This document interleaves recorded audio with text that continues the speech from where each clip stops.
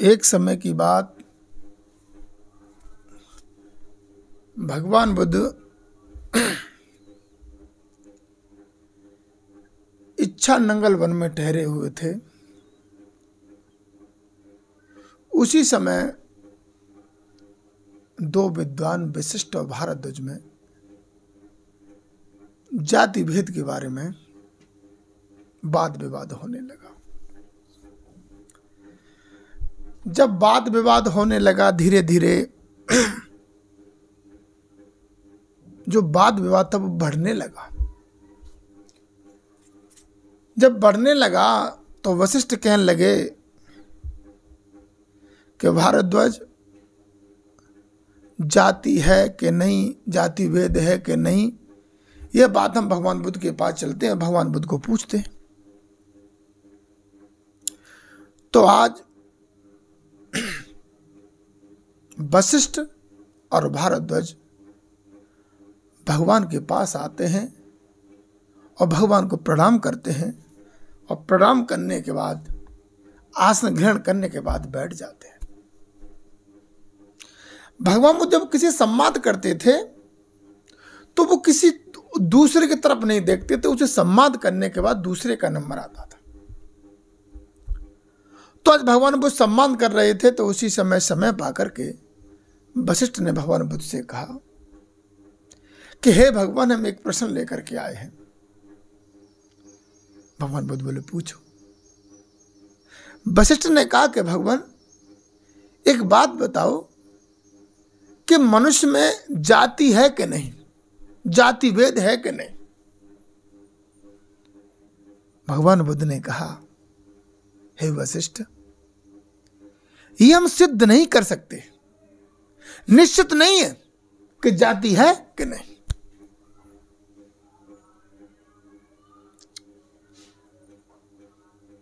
जैसे भगवान बुद्ध बोले, जैसे कीड़े मकोड़े, पशु पक्षी, शरीरधारी प्राणियों में जो जाति होती है वो मानव में नहीं होती, क्योंकि पशु पक्षी, कीड़े मकोड़े के लक्षण वो जाति निर्धारित करते हैं, मगर मनुष्य में नहीं।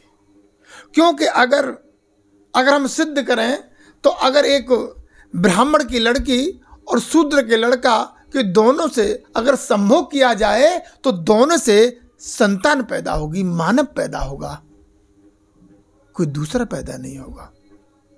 और अगर गधा और खिच्चड़ में स्वभावान किया जाए, सावन संभोग किया जाए, तो उससे और ही किस्म पैदा होगी।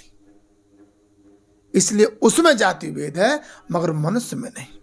भगवान बुद्ध कहते हैं कि इस चीज को मैं नहीं मान सकता कि मनुष्य में जाति भेद है कि नहीं।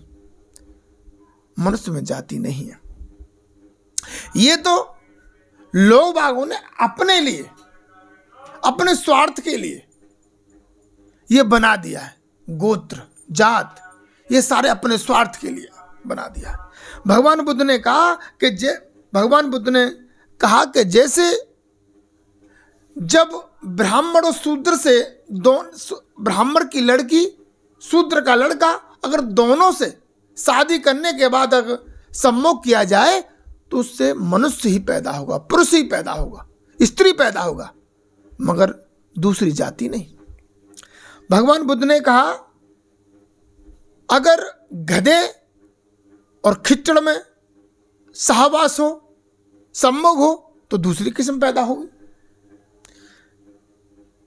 भगवान बुद्ध ने कहा, केवल काम के लिहाज से लोग बागों में जाते हैं। जो पुरोहित का काम करता है वो पुरोहित है, कोई किसान का काम करता है वो किसान है, कोई नाई का काम करता है वो नाई है, कोई चमार का काम करता है वो चमार है, कोई वैद्य का काम करता है वो वैद्य है। भगवान बुद्ध की बात सुनकर के वशिष्ठ और भारद्वाज बड़े प्रसन्न होते हैं।